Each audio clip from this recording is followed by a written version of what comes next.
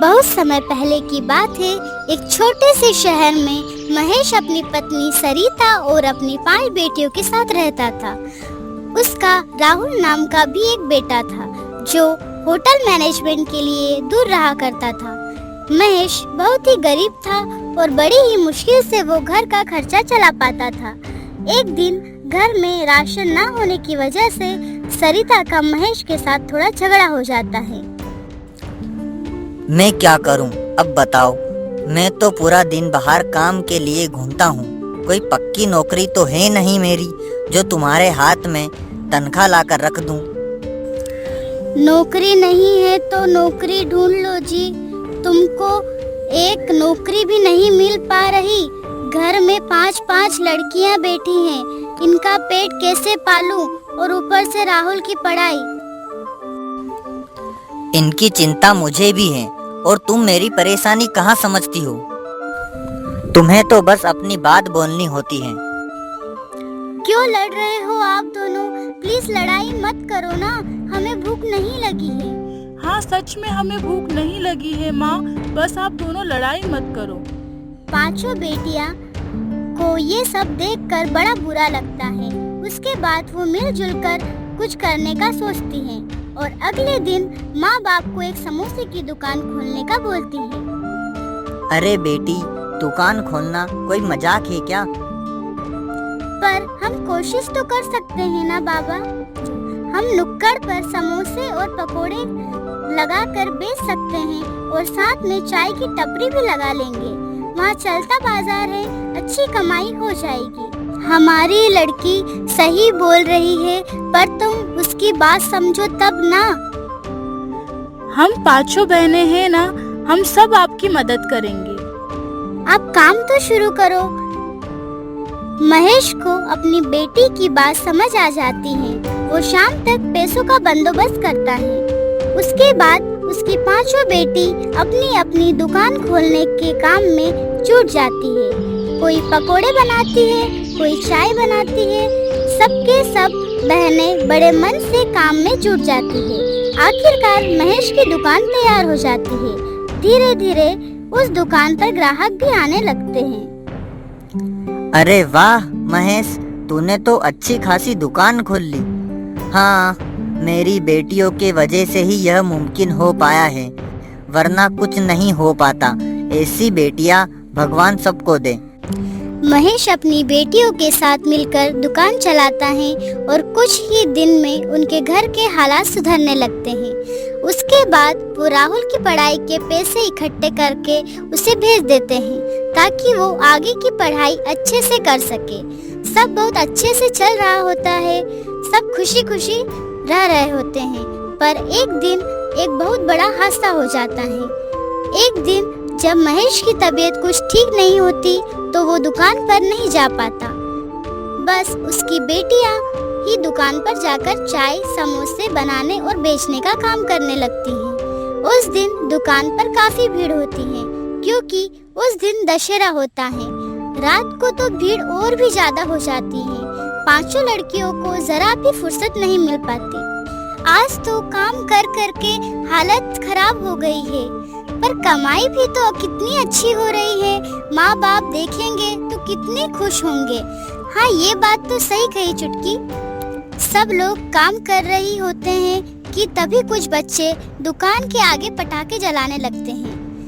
अरे बच्चों, यहाँ बम मत फोड़ो, आगे जाकर फोड़ो। दिख नहीं रहा यहाँ सिलेंडर वगैरह रखा हुआ है और खोलता हुआ तेल भी है। जाओ यहाँ से। इन लोगों की दुकान कुछ ज्यादा ही अच्छे चलने लगी है, इसलिए ज्यादा बनने लगे हैं। अभी ही इनको सबक सिखाता हूँ। लड़का एक रॉकेट महेश की दुकान में छोड़ देता है जिससे कि वहाँ आग लग जाती है। एकदम से दुकान में अफरा तफरी मच जाती है। कोई दुकान से निकलकर भाग पाए, इतने में सिलेंडर में आग लग जाती है और सिलेंडर फट जाता है। सिलेंडर के फटते ही 5 लड़कियों की मौत हो जाती है।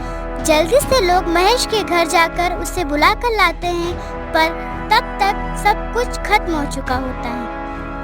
उसकी दुकान भी और उसकी बेटियां भी। मेरा सब बर्बाद हो गया। मेरी सारी बेटियां मुझे छोड़कर चली गई।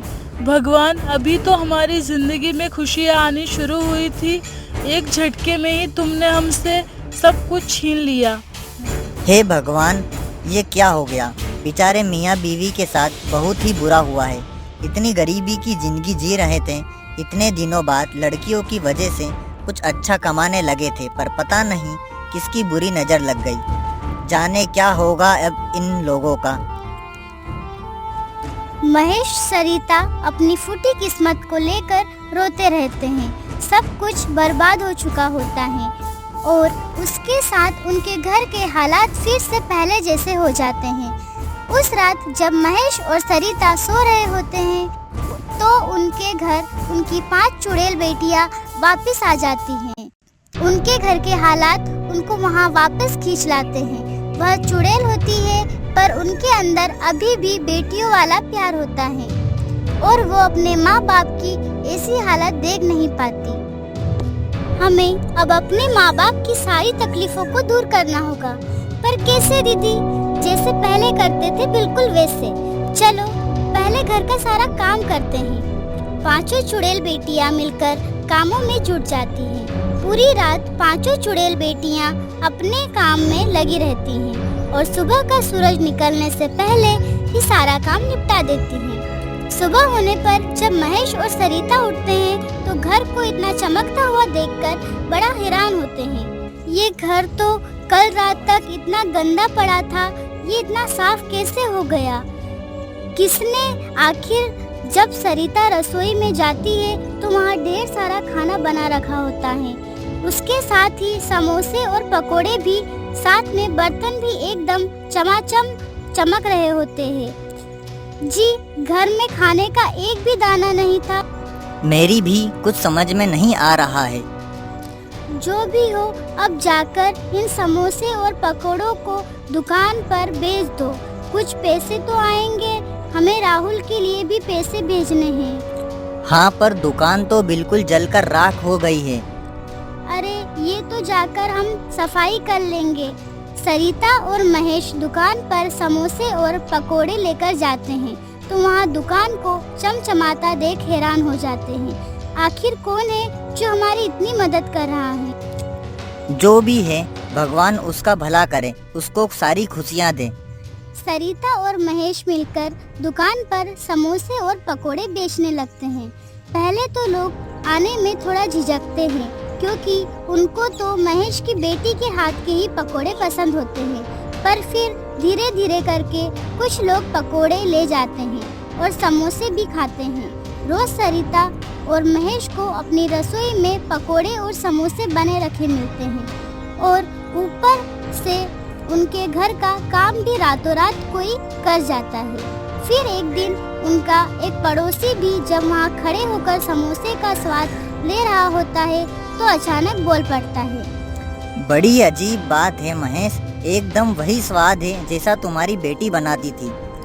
मुझे लगा नहीं था कि तुम बिल्कुल तुम्हारी बेटी जैसे समोसे पकोड़े बना सकते हो। क्या? मेरी बेटी सरिता? जरा खाकर तो देखूं कैसा स्वाद है इनका। महेश और सरिता जब पकोड़े और समोसे खाकर देखते हैं तो उनकी आंखें खुली की खुली रह जाती है। ये स्वाद तो बिल्कुल वैसा है। इसका मतलब हमारी बेटी ने। हाँ जी, पर इसमें कितनी सच्चाई है ये कैसे पता चलेगा? आज रात हम चुप कर देखेंगे, तभी पता चलेगा। रात को सरिता और महेश दोनों सोने का नाटक करते हैं। उसके बाद उनकी 5 चुड़ैल बेटियां वापस अपने घर आ जाती हैं। चलो बहनों, जल्दी जल्दी अपने काम में लग जाओ, हमें जल्दी से सब निपटाना है। हाँ, जल्दी जल्दी करो सब। सारी चुड़ैल बेटियां अपने अपने काम में लग जाती हैं। उसके बाद महेश और सरिता चुपके से अपने कमरे की खिड़की से बाहर देखते हैं तो उनकी आंखें फटी की फटी रह जाती हैं।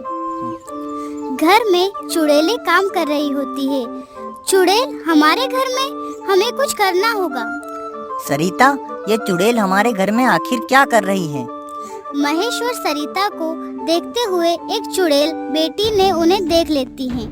दीदी दीदी, माँ बाबूजी ने हमें देख लिया है, जल्दी आओ। दीदी, मतलब सच में ये हमारी बेटियां ही हैं। सरिता और महेश कमरे के बाहर आकर खड़े होते हैं।